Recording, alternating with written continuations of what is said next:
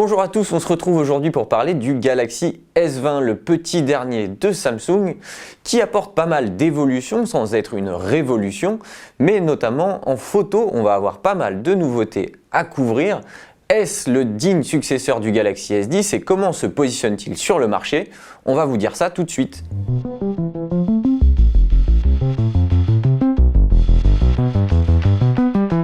Avant d'attaquer la partie test de cette vidéo, on va aborder un petit peu la fiche technique de ce Galaxy S20 qui reste un smartphone haut de gamme avec notamment une plateforme Exynos 990, donc c'est un SoC qui est issu des étals de Samsung. Contrairement au reste du monde, l'Europe n'a pas le droit au Snapdragon 865 qui a l'air quand même très solide. On a 12 Go de RAM pour accompagner ça, une batterie de 4000 mAh, on a un écran en dalle AMOLED qui fait 6,2 pouces de diagonale avec une définition WQHD+.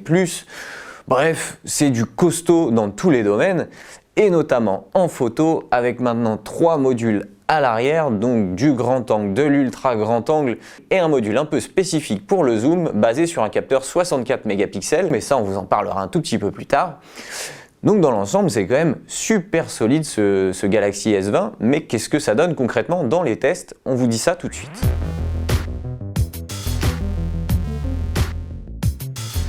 D'un point de vue purement de design, le Galaxy S20 est une évolution du Galaxy S10, donc qui reprend en fait un peu l'esprit, on va dire, avec un grand écran qui occupe une grande part de la face avant. On remarque quelques petites différences à l'avant, une bordure inférieure qui s'est un peu affinée sur le S20, un module photo à l'avant qui est toujours dans un poinçon mais placé au centre cette fois de l'écran et non plus sur le côté. On retrouve à l'arrière un dos en verre avec une finition plutôt sympa. Certes, elle est un peu moins sympa sur le S20 parce que certaines couleurs font un peu plus cheap que ce qu'on avait sur le S10. Mais dans l'ensemble, ça reste quand même quelque chose de très sérieux dans les finitions. On a toujours évidemment cette étanchéité, une certification IP68. Ça, c'est plutôt bien quand on est maladroit ou qu'on veut faire des photos au bord de l'eau. On ne craint rien. On va avoir toujours un lecteur d'empreintes qui va être placé sous l'écran à l'avant. Ça, c'est très pratique puisqu'il est toujours accessible. Samsung a décidé de supprimer le bouton Bixby, donc, qui était dédié à son assistant vocal, qui était finalement assez peu utilisé chez nous puisque Bixby ne parle que très mal français. Donc on va pas s'en plaindre ici. En revanche, ce dont on pourrait se plaindre, c'est la disparition de la prise mini jack, puisqu'elle était encore présente sur les S10, elle a totalement disparu du S20, il n'y a même pas d'adaptateur fourni par Samsung, donc il faudra tout faire en sans fil ou avec les écouteurs USB-C qui sont fournis dans la boîte. Là, de ce point de vue-là, c'est sûr que si vous avez un casque filaire que vous adorez, il faudra peut-être songer à autre chose. Un changement subtil a été opéré quand même par rapport au Galaxy S10. Le Galaxy S20 est un peu moins large que son prédécesseur, ce qui fait qu'il est plus agréable à tenir en main. En revanche, il est un peu plus haut, ce qui fait que c'est un peu moins facile d'aller atteindre le haut de l'écran avec son pouce. Alors l'interface de Samsung est bien adaptée tout de même pour apporter le maximum de choses à portée de pouce, mais ça peut être quand même aussi un petit handicap. Mais dans l'ensemble, le Galaxy S20 est un des rares smartphones à presque pouvoir être qualifié de compact, puisque aujourd'hui, les vrais smartphones compacts n'existent plus réellement, mais celui-ci fait partie des plus petits du marché, des plus agréables quand on n'aime pas avoir un téléphone trop grand.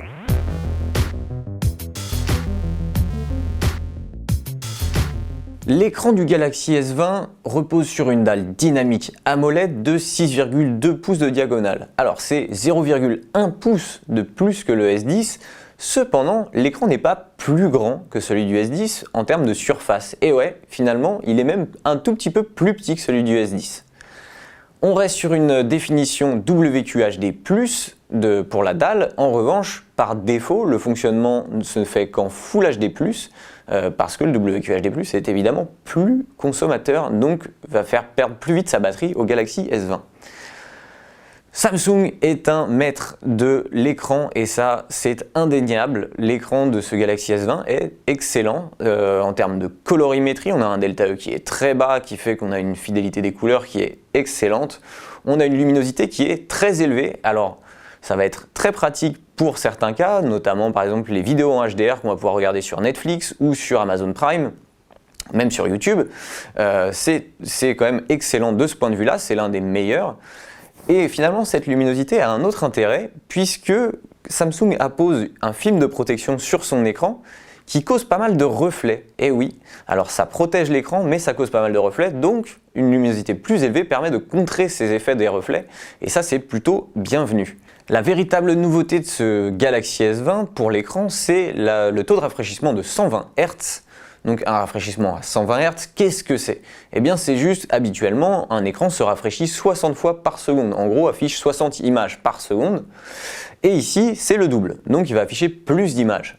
À quoi ça sert? Vous vous demandez sans doute. Eh bien ça sert principalement en fait à renforcer l'impression de fluidité qu'on va avoir à l'usage, puisque les choses vont être plus fluides, puisque les images vont mieux s'enchaîner. On aura moins de saccades dans l'usage, par exemple dans le défilement de certains contenus.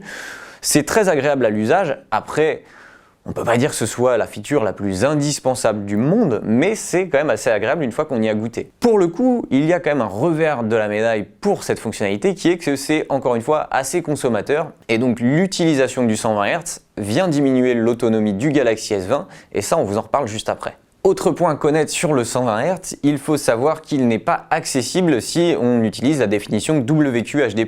Il n'est accessible qu'en Full HD, parce que sinon la consommation exploserait et pour le coup ça deviendrait très compliqué de tenir plus de 2 heures avec son smartphone.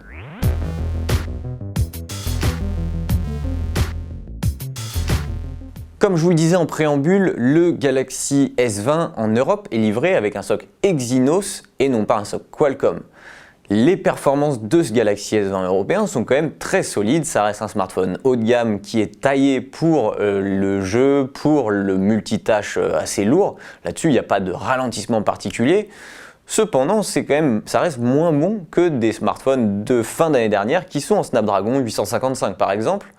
Ce qui est intéressant, c'est que le Galaxy Z Flip annoncé en même temps que le S20 possède lui un SoC Snapdragon et qu'il est meilleur que celui du S20. Alors que c'est un SoC de l'année dernière. Si seulement Samsung pouvait décider de mettre du Qualcomm aussi en Europe, on s'en plaindrait pas forcément. Dans l'ensemble, ça reste quand même assez solide, on peut jouer sans problème, on peut faire tourner à peu près toutes les applications, mais pour un smartphone haut de gamme, on ne peut pas dire qu'on a les meilleures performances du marché, c'est un peu dommage. Pour resituer un peu ce Galaxy S20 par rapport à sa concurrence, il fait à peu près aussi bien qu'un Huawei Mate 30 Pro par exemple ou qu'un Google Pixel 4 sur des questions de multitâche. En fait, pour lancer des applications, là-dessus il n'y a pas trop de problème, il faut dire qu'on a 12 Go de RAM donc on a de quoi faire. Là où ça pêche un peu plus finalement, c'est pour le jeu vidéo parce qu'on va avoir un smartphone qui va avoir plus de mal à maintenir un haut niveau de FPS comparé à d'autres smartphones qui sont beaucoup plus performants, et notamment ceux qui sont équipés de SoC Snapdragon.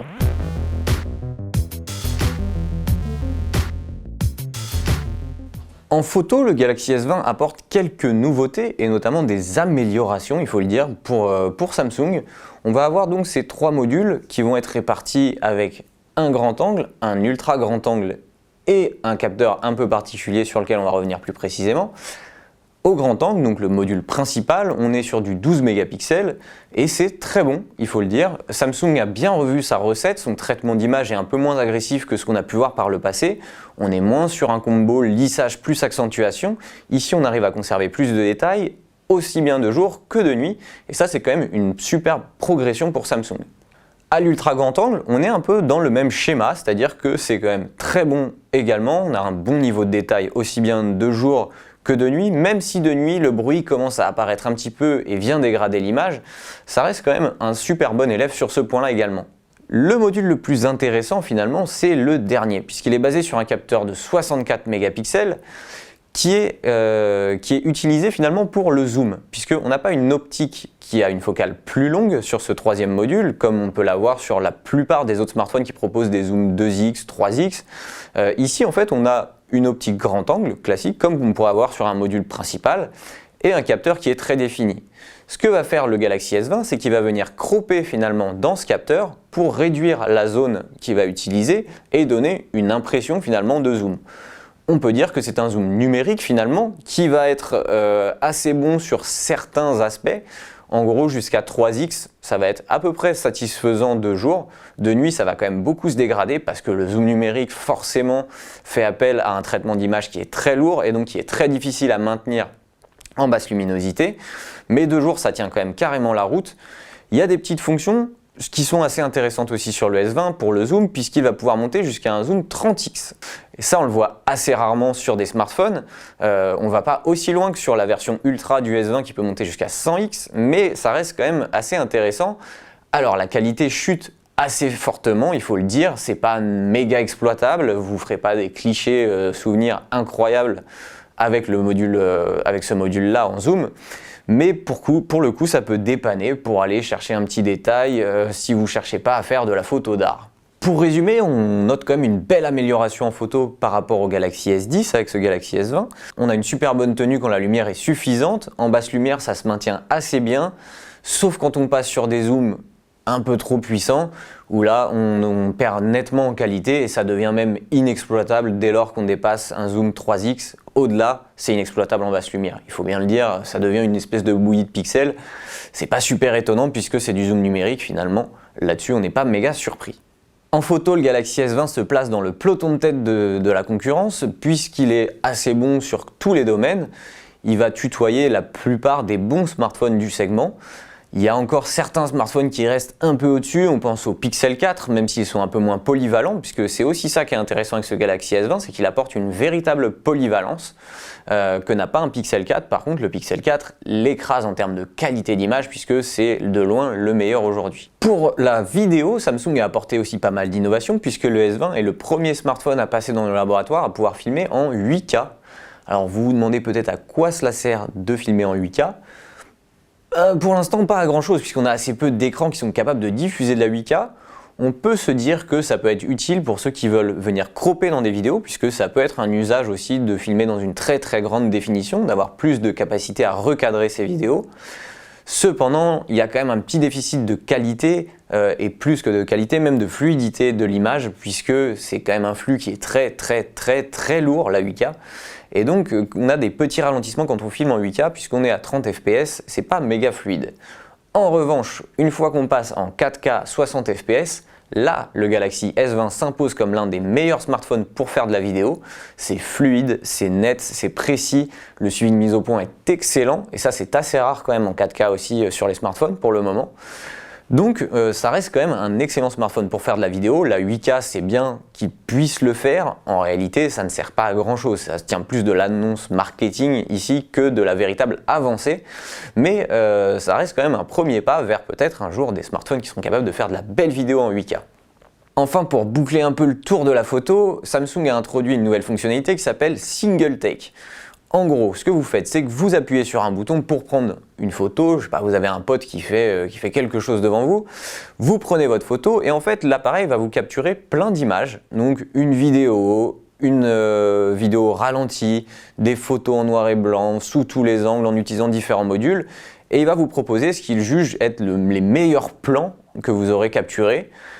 Ça marche plus ou moins bien. C'est-à-dire que ce qui est intéressant, c'est quand même d'avoir en une séquence plusieurs points de vue différents finalement, mais le téléphone ne choisit pas forcément les moments qui sont les plus marquants de ce qu'on a vu nous-mêmes.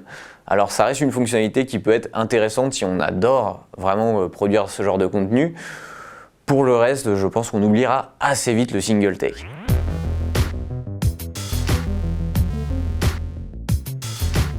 Jusqu'à présent, tout se passe donc très bien pour ce Galaxy S20. Malheureusement, c'est ici que les choses se gâtent puisqu'on va parler d'autonomie. Le Galaxy S20 possède une batterie de 4000 mAh, donc ce qui est quand même relativement confortable à l'heure actuelle. Malheureusement, en fait, il l'exploite assez mal puisqu'il perd très rapidement sa batterie. Sur nos tests, il se place parmi les moins bons smartphones de notre comparatif, et c'est quand même une chose assez incroyable pour un smartphone haut de gamme d'un fabricant comme Samsung, pour le coup, qui pêche énormément en autonomie. Dans la pratique, ça va se traduire par le fait de pouvoir tenir jusqu'à la soirée en utilisant modérément son smartphone. Si vous faites beaucoup de photos, que vous utilisez beaucoup votre téléphone dans la journée, vous allez devoir passer par la case recharge dans l'après-midi, c'est un fait, ça c'est certain.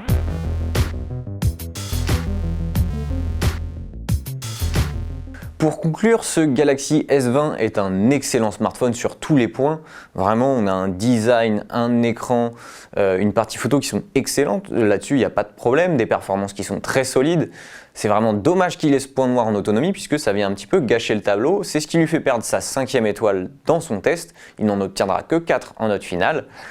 Pour un smartphone qui est vendu à 900 €, c'est un peu dommage finalement parce que ça reste quand même un smartphone haut de gamme. On en attend des performances haut de gamme dans tous les domaines. Il existe également une version 5G de ce Galaxy S20 qui est vendue pour 100 € de plus, donc pour un peu plus de 1000 €. La 5G, on peut se poser la question, est-ce que c'est intéressant ou pas de passer dessus? C'est vrai qu'aujourd'hui, à l'heure où on fait cette vidéo, il n'y a pas une offre 5G monumentale en France, on peut dire qu'il n'y en a même pas du tout. En revanche, si vous souhaitez garder votre smartphone pendant plusieurs années, ça peut valoir le coup d'envisager de passer sur un smartphone 5G, parce qu'un jour, elle finira bien par arriver cette 5G. Enfin, on peut dire que ce smartphone est excellent, malgré ce petit bémol en autonomie. Et s'il y a une chose que moi je retiens personnellement, c'est vraiment qu'il est un peu à part sur le marché par son format qui est super agréable à tenir d'une seule main. Aujourd'hui, avec des écrans qui sont toujours plus grands, et finalement on perd un peu l'habitude d'utiliser un smartphone d'une seule main. Et ce Galaxy S20 fait un peu office d'ovni finalement sur ce marché.